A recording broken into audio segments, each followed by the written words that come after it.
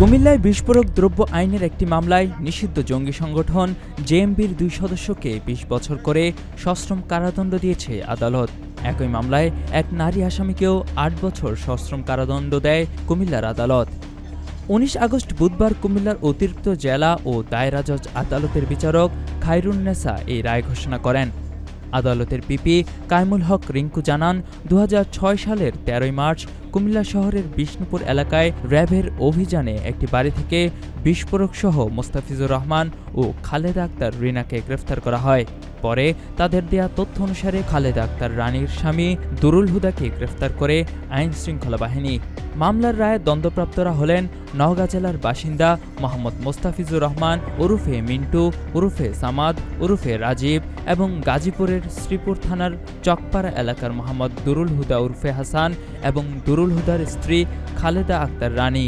পিপি কায়মুল হক রিংকু জানান, বিচারিক কার্যক্রমে বাদী বিবাদী পক্ষের আইনজীবীদের উপস্থিতিতে বিভিন্ন তারিখ ও সময়ে মোট ৩২ জন সাক্ষীর সাক্ষ্য গ্রহণ করা হয়। উল্লেখ্য, এই মামলার দণ্ডপ্রাপ্ত আসামি সুরা সদস্য খালিদ সাইফুল্লাহ একটি হত্যা মামলায় মৃত্যুদণ্ড হওয়ায় তাকে নিয়ে কোনো আদেশ হয়নি বলেও জানান অ্যাডভোকেট কায়মুল হক রিংকু।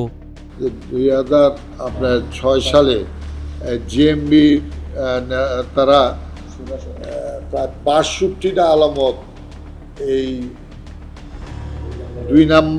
১ নাম্বার এবং ৩ নাম্বার আসামির হেফাজত থেকে এই মালামালগুলো উদ্ধার হয়েছে।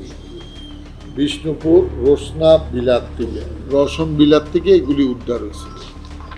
পরবর্তীতে ডিবি ইনভেস্টিগেশন করে